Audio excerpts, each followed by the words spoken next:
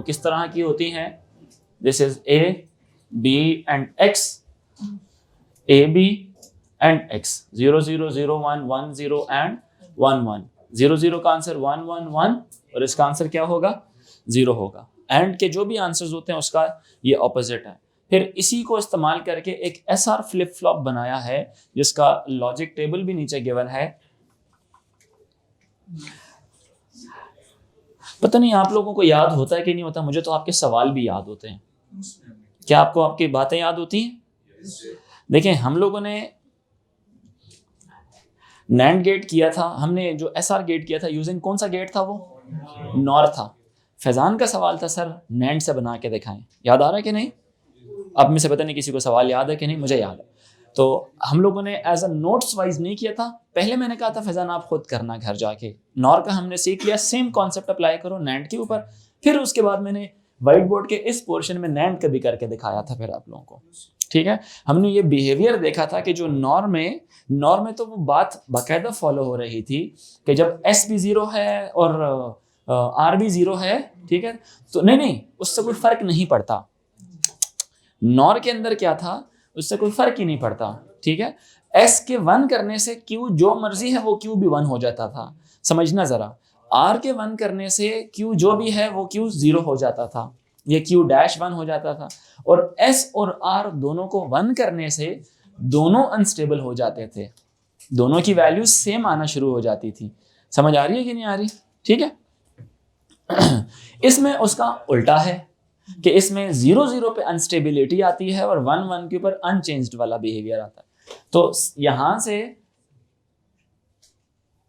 एक उधर जाता है। अच्छा, उन्होंने ना यहाँ पे वो पूरा एक लूप सा बनाया हुआ है ताकि ये बताने के लिए कि वायर जो सी इसको टच करते हुए नहीं जा रही, उसके ऊपर से जा रही है। मैंने उसको इस तरह से दिखा दिया कि ये कनेक्शन पॉइंट्स हैं, ठीक है, और बाकी यहाँ से वायर वो जंप करके उधर जा रही है, ठीक है। This is S and this is R, this is Q and this is Q dash, ठीक है। The truth table says that S, R, Q and Q dash 1 0 0 1 1 1 0 1 फिर 1 1 फिर 0 0। सबसे पहला जो सा था इनिशियल, ये वाला सारा कहानी थी उसकी, ये इनिशियल उसके जो स्टेट्स चल रही थी। Q की वैल्यू 0 थी, Q डैश की वैल्यू क्या थी? 1 थी, ठीक है, ये बात कि नहीं। अब उसके बाद उसने क्या किया, R चेंज टू, जी कर लें, पेपर्स हैं आप लोगों के पास तो उसके ऊपर आप तब्दीलियां कर सकते हैं, कोई मसला नहीं, because paper is already checked, ठीक है। अच्छा, तो R is change to 1, R is changed to 1। R पहले 0 था, अब R क्या हो गया? 1 हो गया। यानी कि S की वैल्यू पहले क्या चल रही थी? 1 चल रही थी, ठीक है। Q की वैल्यू चल रही थी 0, Q डैश की वैल्यू चल रही थी 1। R पहले क्या था? अब R क्या हो गया है? 1 हो गया। यहाँ पे क्या आ रहा है? तो इसका सिग्नल यहाँ से आया ना, सिग्नल कहाँ से आया? यहाँ से आया।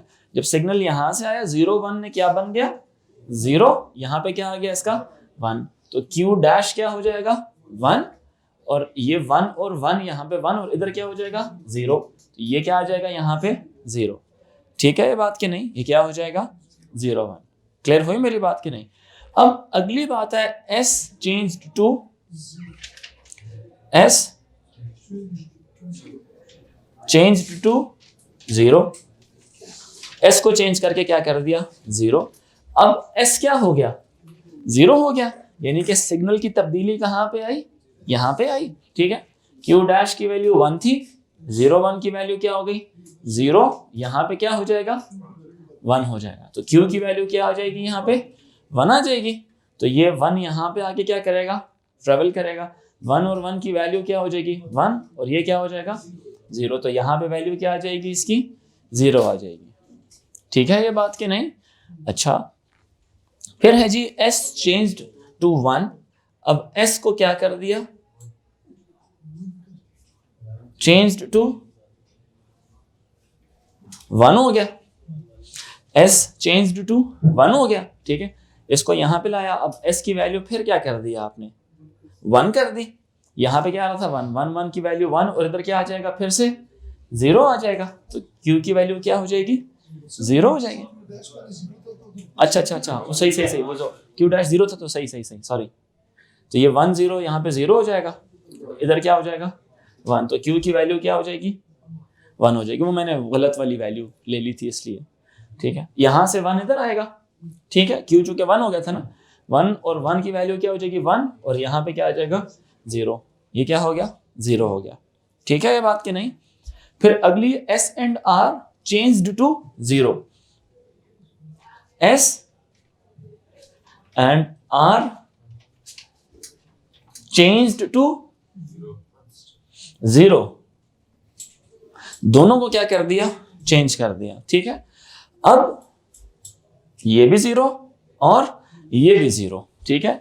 q की पुरानी वैल्यू 1 थी, 1 और 0 मिलके कितने हो जाएंगे, 1 और 0 मिलके कितने हो जाएंगे 0, और यहाँ पे कितनी वैल्यू आ जाएगी 1, 1 यहाँ पे जाएगी, तो 0 और 1 0, और ये भी कितनी हो जाएगी, ये भी हो जाएगी 1, तो दोनों की वैल्यू क्या हो जाएगी 1। ये क्या मतलब है इसका, अनस्टेबल हो जाएगा, ये यहाँ पे वैल्यू क्या आ जाएगी इसकी, अनस्टेबल हो जाएगी, ठीक है, क्या हो जाएगी अनस्टेबल।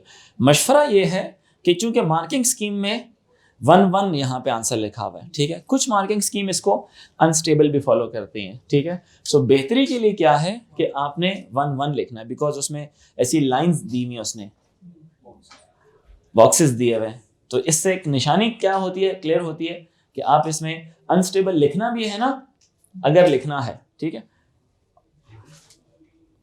अनस्टेबल लिखना भी है तो आप इसके साइड पे जाके यहाँ पे लिखें, ठीक है। अलबत्ता कुछ बच्चों ने लिखी हैं बातें, तो उसको मैंने मान लिया जिसने अनस्टेबल लिखा हुआ है, ठीक है। बट चूँकि मैथ्स के जिस तरह से डब्बे नहीं बने होते, यहाँ पे डब्बे बने हुए, तो इसमें वो अनस्टेबल आ नहीं सकता। अनस्टेबल एक वर्ड है, उसके लिए एक ज़्यादा स्पेस चाहिए, ठीक है। तो 1 1 की जगह अप्रॉक्स वो अप्रोप्रिएटली बनती है, तो इसलिए 1 1 वहाँ पे लिखा गया, ठीक है, समझ आई। कहता है one of the combination, lights तो लगी हुई है ना माइक की, अच्छा, one of the combinations in the truth table should not be allowed. अच्छा, अब बात तो कंफर्म होगी कि ये तो लिखना ही नहीं है यहाँ पे, रीजन क्योंकि वो नीचे उसने एक्सप्लेनेशन मांग ली। क्या ख्याल है, जिसका टेबल सही होगा नेचुरली उसका अगला सवाल भी क्या होगा, सही हो। टेबल सही नहीं है तो अगला सवाल भी सही नहीं होगा। बात समझ आ रही है कि नहीं, ये ऐसा ही हुआ है, जिसके टेबल्स गलत हैं अगला सवाल भी नेचुरली क्या है, गलत है, ठीक है।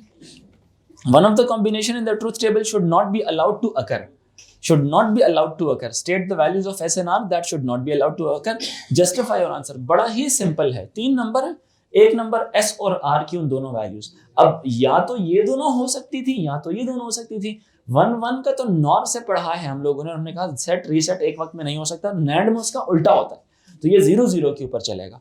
अगर तो ये कॉन्सेप्ट याद भी होता तब भी 3 नंबर आपके पूरे थे, नहीं याद आपका ट्रूथ टेबल ठीक है तो वहां से भी आपको नंबर मिल सकते थे, तो यानी कि 2 जगहों से मार्क्स मिल सकते थे अगर थोड़ी इंटेलिजेंस या इस तरह कोई स्किल्स इस्तेमाल की जाती तो।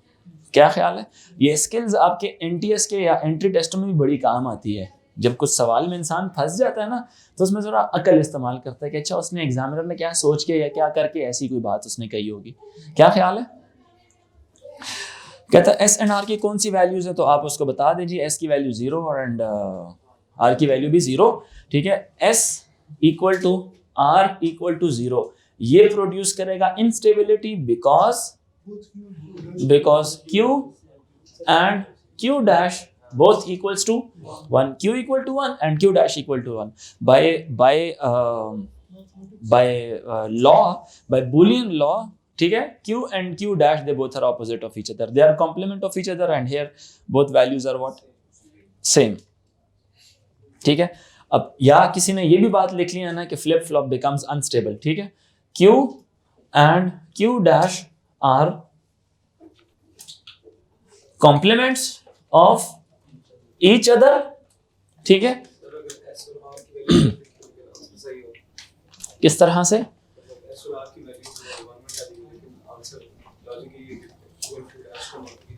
फॉलो आगे हो रहा है, जस्टिफाई योर रीजन, आपकी रीजन फिर सही नहीं मानी जाएगी, ठीक है। अगर आपकी बात आर्ग्यूमेंट गलत है ना, मतलब समझ लें कि कॉन्सेप्ट क्या है, concept must be what, correct, ठीक है। नंबर हम लोगों ने भीख नहीं मांगने, नंबर लेने हैं, समझ रहे मेरी बात की नहीं। नंबर लेने के लिए खुद को बाकायदा ऐसे बनाना है ना आंसर जिस पे एग्जामिनर क्या हो जाए, मजबूर हो जाए आपको मार्क्स देने के लिए, ठीक है। याद रखें ये आपके एकेडमी या आपके स्कूल या आपके कॉलेज टाइप के टेस्ट हैं, इनकी जो सी स्ट्रेस लेवल है ये कम होता है, जो आपका CIE का स्ट्रेस है वो थोड़ा सा ज़्यादा होता है, ठीक है। तो स्ट्रेस मैनेजमेंट भी एक बड़ी टास्क है। यहाँ पे आप A's और A स्टार्स आप लेते हैं ना, तब जाके किधर उससे भी ज़्यादा एफर्ट लगा के वहाँ पे A स्टार आप ले पाएंगे। अगर यहाँ पे आप B ले रहे हैं तो वहाँ पे आप C लेंगे फिर जाके। बात समझ आ रही है कि नहीं? क्योंकि वो इससे बिगर एग्जाम है, यानी ये समझे कि ये आपका नेशनल गेम्स है और वो ओलंपिक्स है। तो नेशनल गेम्स में अगर आप सिल्वर और ब्रॉन्ज मेडल जीत रहे हैं तो इट इज नॉट लाइक कह लें कन्फर्म कि you will go in the Olympics and win gold medal, मुमकिन नहीं है। समझ आ रही बात की कि नहीं? अगर आप यहाँ पे थ्रू आउट क्या करते जा रहे हैं, गोल्ड मेडल जीतते जा रहे हैं, तब जाके किधर ओलंपिक्स में भी आपके चांसेस हैं, वो भी क्या बहुत ही ज़्यादा एफर्ट लगानी पड़ेगी आपको, तब जाके किधर आपको क्या मिलेगा, गोल्ड मेडल मिलेगा। क्लियर हो रही है मेरी बात की नहीं? सो ये इस तरह से चल रहा था, मुताहर आपके लिए बातें थी सारी, ठीक है। सो यहाँ पे हम लोगों ने कोशिश करनी है कि हमें ये सारी चीज़ें अचीव हों, and hence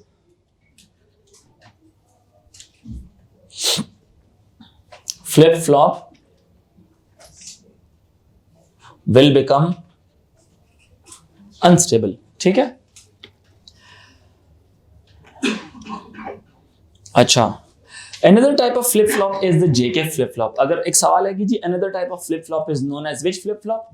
JK flip flop, ठीक है। What is the full form of JK flip flop? Jack and Kilby flip flop, ठीक है। Give one extra input present in the JK flip flop, it's a clock। अब किसी ने लिखा जी NAND gate, is it an input? No यार, for God's sake, you guys are A2 level students, ठीक है। Your answer must be matching with what your intelligence or intellect is, ठीक है ना। थर्ड इनपुट क्या होगा, क्लॉक पल्स होगी। Flip flop में और जेके में और उसमें एसआर में यही फर्क है कि एक के अंदर क्लॉक पल्स होती है और दूसरे में क्लॉक पल्स नहीं होती। इसी वजह से जो बेसिक डेफिनेशन में एसआर को लैचेस कहा जाता है और क्लॉक पल्स आने की वजह से इसको फ्लिप फ्लॉप कहा जाता है। तो जो फ्लिप फ्लॉप है ना, ये मेमोरी यूनिट के तौर पे इस्तेमाल होता है, डेटा स्टोर करने के लिए इस्तेमाल होता है। क्लॉक पल्स है, साइकिल नहीं है, क्लॉक पल्स होती है। पल्स मतलब rising edge of the clock pulse के ऊपर फ्लिप फ्लॉप काम करता है, ठीक है। So whenever you need to let the flip flop operate, you need to produce a rising edge of the clock pulse, यानी कि initially the clock pulse will be with the zero level and as soon as you want your flip flop to operate, you will produce a clock pulse जिसकी वो high value है, ठीक है। Zero से वो high पे चली, जितनी देर के लिए आप उसको ऑपरेट करवाना चाहते हैं क्लॉक पल्स उसको हाई ही रखें। समझ आ रही बात है? क्लॉक पल्स जीरो कर देंगे तो थ्रू आउट सारा कुछ जैसा था पुरानी स्टेट वही चलेगी, Q और Q dash if the clock pulse is zero. हमने ये बात पढ़ी थी कि क्लॉक पल्स अगर जीरो होगी तो no matter whatever the input is, outputs will always be what, they will always be the same, ठीक है। So output will always be the same means what, कि आपके जो Q and Q dash memory units थे वो हमेशा same रहेंगे, ठीक है। लेकिन अगर आप जब क्लॉक पल्स आप देते हैं उसको, तो it means you want some type of a change. The change could be through the input J और थ्रू द इनपुट K। समझ रहे हैं मेरी बात की नहीं समझ आ रही? ठीक है, ये इस तरह से चलता है सारा। किस किस को समझ आ गई ये बात मुकम्मल, और किस किस ने लेक्चर्स लिए थे और फिर भी समझ नहीं आई? आगे समझ, ठीक है। One advantage of JK flip flop, advantage आपको पता है कि it's used for data storage, it is used as a memory component, it is used to store single bit. दो नंबर थे तो दो बातें तो लिखनी है, used to store single bit. दूसरी बात आपने लिखनी है मेमोरी यूनिट के तौर पर इस्तेमाल होता है, ठीक है। The role of flip flop in a computer,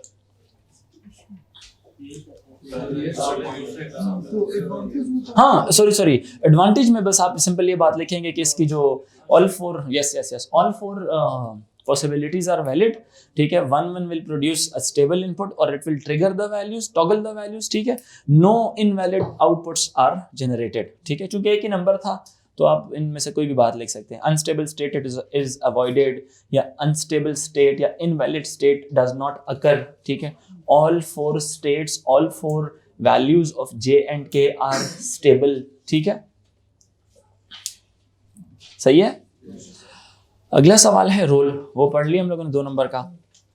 अच्छा, ये सवाल बहुत सारे बच्चों का मजे का नहीं था यार, एक नैंड गेट लगा हुआ और एक नॉर गेट लगा हुआ है, सिंपल कि नहीं। ई पार्ट है इसका, एक नैंड गेट लगा हुआ है, ये कौन सा गेट है, एंड के आगे नॉट,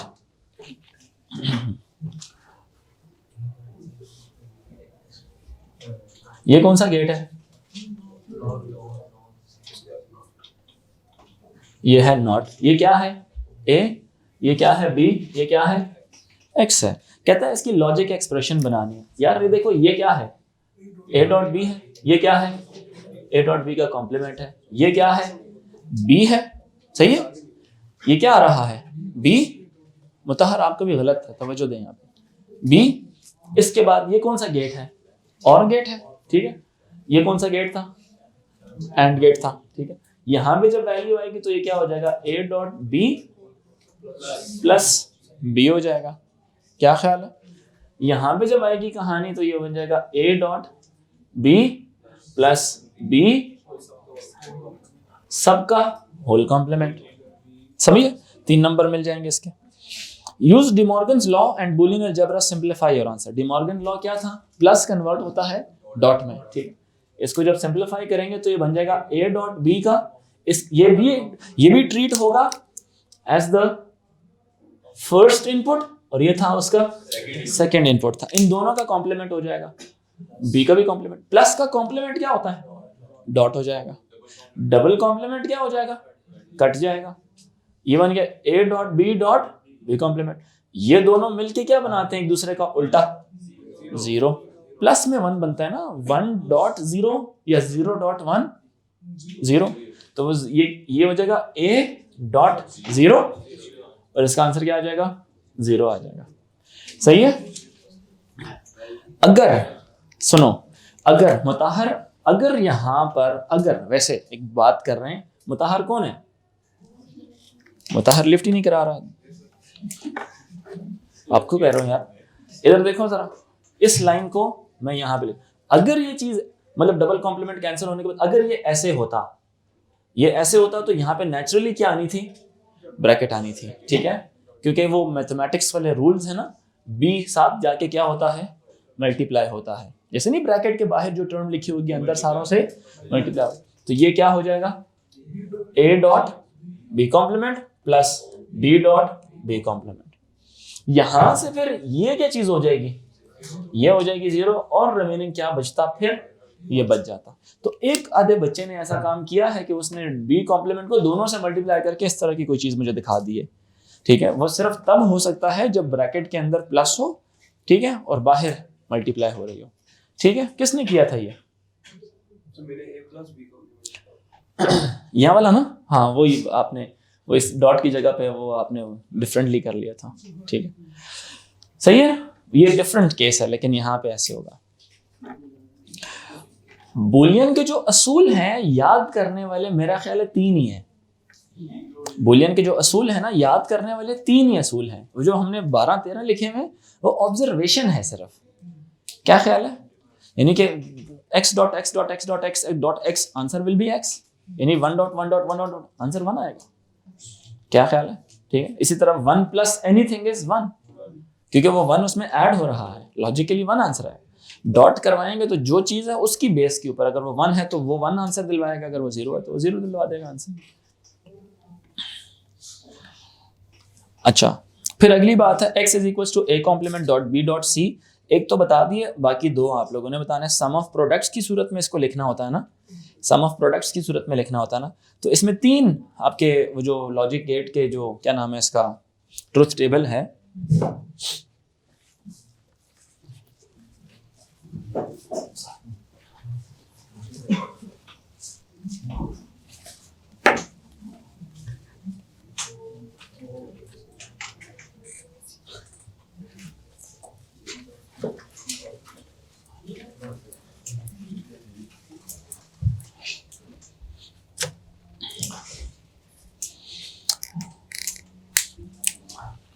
1 2 3 4 5 6 7 8, 1 2 3 4, 1 2 3 4, 1 2 3 4 5 6 7 और 8। ये है A, B, C और X। आउटपुट है 2 लास्ट वाली में, फिर 2 जीरोज हैं, फिर एक 1 है और फिर 3।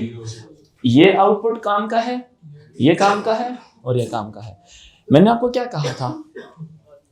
मैंने कहा था इन बातों के अंदर कि इनकी आपने इन तमाम आउटपुट्स को लिखना है as products of their inputs, ठीक है। 1 can only be achieved when A का कॉम्प्लीमेंट हो, B डॉट C हो। जब A dot B dot C complement, A dot B dot C हो, तो X कैसे आएगा? A dot B dot C plus A dot B dot C complement plus A dot B dot C से आएगा। ठीक होगी बात कि नहीं? सही है। इसको जब हम लोग ट्रुथ टेबल में लिखेंगे,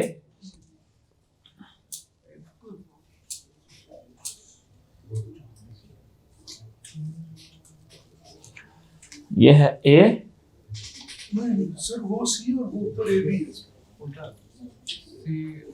अच्छा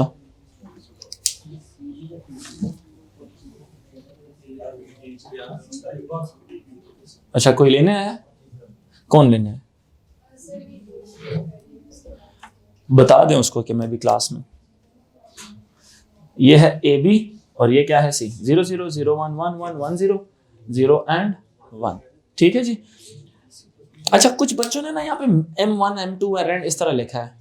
मैंने आपको ये बात कही थी कि जो A लेवल्स में ना, मैं साथ साथ ना मैंने कहा था मैं यूनिवर्सिटी इस टॉपिक को पढ़ के, एक सब्जेक्ट है आपका डिजिटल लॉजिक डिज़ाइन, वो काफ़ी हद तक आपको, यानी कि मोर देन 30-40% आपको उसकी चीज़ें पता होती हैं।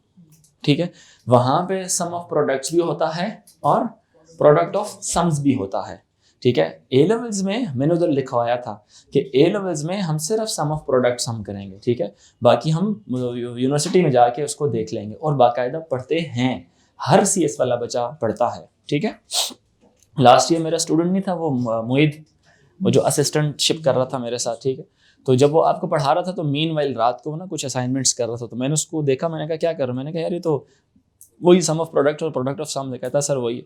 मैंने कहा कैसा फील हो रहा है? कहता सर इंतहाई आसान है, बच्चों वाली है, बच्चे तो स्ट्रगल कर रहे होते हैं, हमें तो सबसे पहले चीज़ें आती हैं। ठीक है, तो यूनिवर्सिटी में काफ़ी आपको हेल्प मिले। तो उसमें मैंने कहा था यूनिवर्सिटी में इसको ये लोग मेन टर्म्स बोलते होते हैं, तो जो एक्चुअल इसकी इर्तज़ा, इसकी जो एक्चुअल जो लॉजिक है ना, इसको मेन टर्म्स कहा जाता है। ठीक है यार, उसको पढ़ने दो। तो ये उसकी है M0।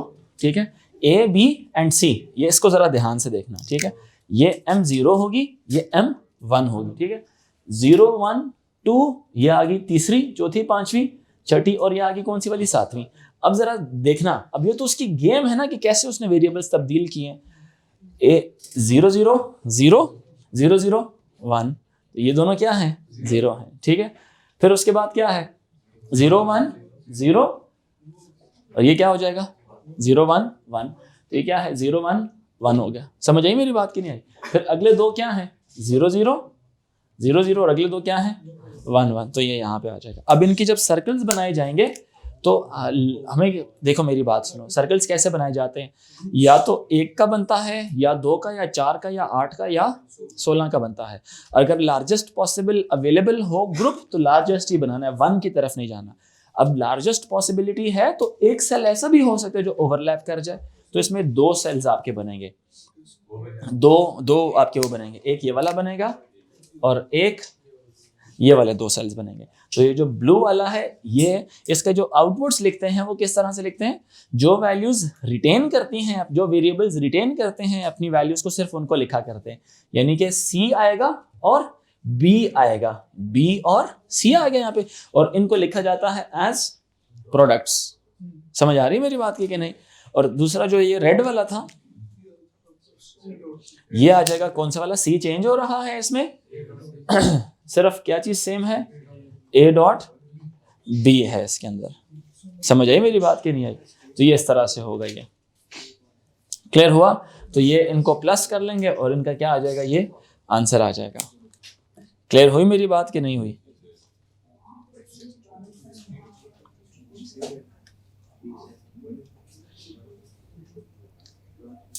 एनी कंफ्यूजन यहाँ तक? अच्छा, जो अगला ट्रुथ टेबल है कहता है कि जी यूजिंग योर, अच्छा देखें मार्क्स कितने मजे से डिवाइड हुए हुए हैं। पहला मार्क किस चीज का, ड्रॉ द, पहले तो इसको फिल कर लें, फिल करने की भी आपको 1 मार्क दे रहा है। फिर उसके बाद कह रहे हैं कि जी के draw the loops, loops draw करेंगे 2 नंबर उसके मिल जाएंगे, ठीक है। फिर 2 नंबर और किस चीज के मिलेंगे, एक्सप्रेशन लिखने के, ठीक है। अब नेक्स्ट जो सा है, जो 4 वेरिएबल के मैप है,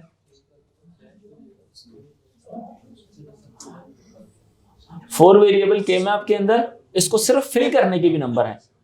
2 नंबर इसको किस चीज के हैं, फिल करने के, ठीक है। बताता हूं, ये ए बी और ये सी डी, ये फिल करना 0 0 0 1 1 1 1 0, ये जो लिखना है ना सिर्फ, इसके 2 नंबर है, ठीक है। फिर इसके बाद की जो फिलिंग है उसके भी अलग से नंबर है, ठीक है। सो इसके जो वंस आ रहे हैं वो वंस कहाँ कहाँ आ रहे हैं,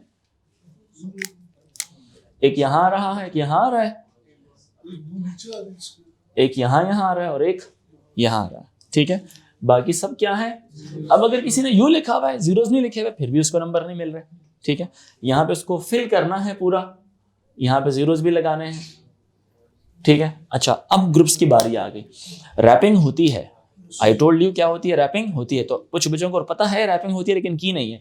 अब रैपिंग किसके साथ हो रही है, इनकी रैपिंग किसके साथ हो रही है, इनके साथ हो रही है। समझ आई मेरी बात कि नहीं आई? क्योंकि जो लास्ट वाला जो सा भी होता है ना, वो फर्स्ट के साथ रैप हो सकता है, ठीक है। तो इसमें C0 C1 D0 C0 D0, तो एक तो आ गया D आ गया इसके अंदर, और फिर A0 A1 B1 B1, तो ये क्या आ गया, D कॉम्प्लीमेंट डॉट B आ गया, रेड के लिए ये आ गया, ठीक है। और इसके बाद ये जो दूसरे वाला है, दूसरे वाला कौन सा है, A डॉट, अब इसमें C डॉट में आ रहा है, सही है, और इसमें A डॉट B आ रहा है, तो ये हो जाएगा A dot B dot C। तो इसकी जो एक्सप्रेशन बनेगी A dot B dot C plus B dot D complement, ठीक। ये दोनों में सेम कौन कौन है, इस ग्रुप में C की वैल्यू थ्रू आउट क्या है, 1 1, और A और B की वैल्यू भी क्या है, 1 1। A डॉट B ऊपर की वजह से आ गया, डॉट C, ये दोनों अपनी वैल्यू रिटेन रख रहे हैं। चेंज कौन हो रहा है, सिर्फ D हो रहा है। D यहाँ पे इस ग्रुप में D की वैल्यू 1 है, D की वैल्यू 0 है, ठीक है। लिख ले बेशक अलग अलग करके, A B C कॉमन लेना, D प्लस D कॉम्प्लीमेंट वैसे ही खत्म हो जाएगा, तो इसलिए वो लिखते ही नहीं है के मैप के अंदर, सही है कि नहीं सही?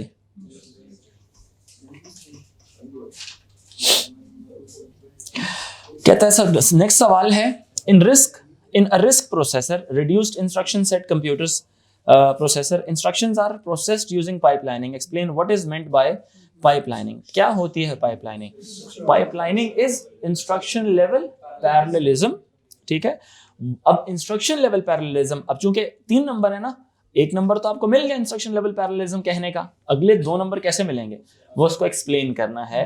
चूंकि इसने कहा है कि जी एक्सप्लेन, इसका मतलब क्या है, तो executing of an instruction is split into number of stages. When first stage of an instruction is completed, the next stage of the first stage of the next instruction start executing, ठीक है। मतलब इसमें tense का ख्याल रखना है कि completed TED, ठीक है, हो चुका हो, जब पहली stage of the current task is हो चुकी है, तो अगले टास्क का पहली स्टेज हो रही है या होगी, ठीक है, इस तरह से। Another instruction can start executing before the previous one is finished, ठीक है। Processing of a number of instructions can be simultaneous या concurrent etc, ठीक है जी। और उसके बाद ये जो क्लास एग्जाम्पल थी एक कि add R3, R2, R1, R5, 4 and 3 कहता है, और R10, 9 and 8। क्यों पहली 2 instructions will fail for the pipelining? पहली इंस्ट्रक्शन का जो the result of the first addition is not stored in register R3 yet, before the next instruction needs the value from the register R3, ठीक है। There is an issue of data dependency, ठीक है, R3 is being stored and fetched in the same clock cycle, ठीक है, ये clock pulse etcetera. और बाकी match the columns थे। मैच द कॉलम्स में a computer that does not have the ability of parallel processing नहीं होती, जिसमें वो तो single instruction single data stream वाली होती है, ठीक है। The processor has several ALUs, बहुत ज़्यादा सारे ALUs होते हैं, तो इसका मतलब है ज़्यादा सारे ALUs होंगे तो मल्टीपल डेटा स्ट्रीम पे काम होगा, ठीक है। Each ALU execute the same instruction but on different data, single instruction होगी, मल्टीपल डेटा स्ट्रीम होगी इसकी, ठीक है। सेम इंस्ट्रक्शन लिखी हुई है ना, सेम इंस्ट्रक्शन का मतलब है single instruction, different but on different data, multiple data stream होगी उसकी, ठीक है। यानी कि क्या होता है, ये मैंने बताया था, वो जो कलर की इन्वर्जन होती है, कलर पूरे सारे पिक्सल्स को ब्लैक एंड वाइट में तब्दील करना, पूरी तस्वीर को फ्लिप मरवाना, समझ आ रही है कि नहीं आ रही? गेमिंग्स के अंदर इस्तेमाल हो सकता है, इमेज प्रोसेसिंग में इस्तेमाल हो सकता है ये, या कोई भी ऐसी जगह जहाँ पे एक ही एल्गोरिथम ज़्यादा सारे डेटा के ऊपर अप्लाई करना हो, तो वहाँ के जो आर्किटेक्चर्स होंगे वो कौन से होंगे? SIMD होंगे, ठीक है। तो जो कुछ डिज़ाइंड जो गेमिंग कार्ड्स भी होते हैं ना, गेमिंग प्रोसेसर्स भी होते हैं, वो भी इसी अंदाज में बनाए जाते हैं कि फलानी गेम के लिए कौन से वाले प्रोसेसर्स बेहतर हैं। तो हर गेम के लिए हर प्रोसेसर भी यहाँ से समझ आती है कि वो फीजिबल नहीं होगा, ठीक है। There are several processors. Each processor executes different instructions drawn from a common pool. Okay. Each processor operates on different data drawn from a common pool. Each processor यानी multiple processors हैं और multiple data stream है, तो MIMD है. There is only one processor executing one set of instructions on a single set of data. SISD है, ठीक है। Next है जी, in a massively parallel computers explain what is meant by the massive. यार ये बड़ा आसान था, बच्चों ने पता नहीं अजीब अजीब आंसर लिखे। मैसिव का मतलब है वेरी ह्यूज, बल्कि किसी ने लिखा हुआ है कि जी ह्यूज और पता नहीं क्या, और ये कोई बॉडी बिल्डिंग थोड़ी हो रही है, ठीक है। अजीब अजीब आंसर्स लिखे हुए हैं। तो massive means large number of processors, ठीक है, लार्ज नंबर ऑफ प्रोसेसर्स, ठीक है, या thousands of processors या multiple processors, many processors या hundreds of thousands of processors etc. सुन लें, मैसिव का मतलब ये था। अब पैरेलल का मतलब क्या होगा? तो perform set of coordinated tasks और कोऑर्डिनेटेड कंप्यूटेशंस साइमल्टेनियसली या इन पैरेलल, ठीक है। To perform set of coordinated tasks या कंप्यूटेशंस साइमल्टेनियसली। फिर अगला सवाल था जी, वर्चुअल मशीन क्या होती है? What is meant by the term virtual machine? अब 2 नंबर है। Ensure that your answer includes the term hardware and software. आपके आंसर में क्या होना चाहिए? 2। सो हार्डवेयर का लफ्ज भी होना चाहिए और सॉफ्टवेयर का लफ्ज भी होना। It is the use of software या it is the idea of using a software to implement a hardware setup, emulating another hardware using a software, using a software to emulate another hardware. emulate का मतलब होता है imitate करना, copy करना, यानी कि धोखे से कोई चीज रन कराना, ठीक है। emulate का मतलब ये होता है। it is a yes, emulate hardware setup. it's a software that emulates a hardware setup. ये जो जुमला है ये इसी तरह से कह रही होगा, it's a software that emulates the hardware setup, ठीक है। and it's the idea of using a software to implement a hardware setup. और इसके फायदे क्या होंगे? Give one benefit to of the company to the company of using. अब company को benefit बताना है। No need to acquire the client hardware every time, ठीक है, for testing. No need to acquire the client hardware every time for testing. Reduces the setup time for test system, ठीक है, ठीक है। और it is a common development environment for all the developers. ये अच्छा जवाब है कि it is a common development environment for all the developers, ठीक है। अगला है, give 2 drawbacks to the company of using virtual machine. इसके drawbacks में कौन कौन से? Software emulation runs slower than the real hardware. It runs slower than the real hardware. It is not possible to emulate some hardwares, ठीक है Irtaza? It is not possible to emulate some hardwares, ठीक है। और क्या था इसका एक और आंसर?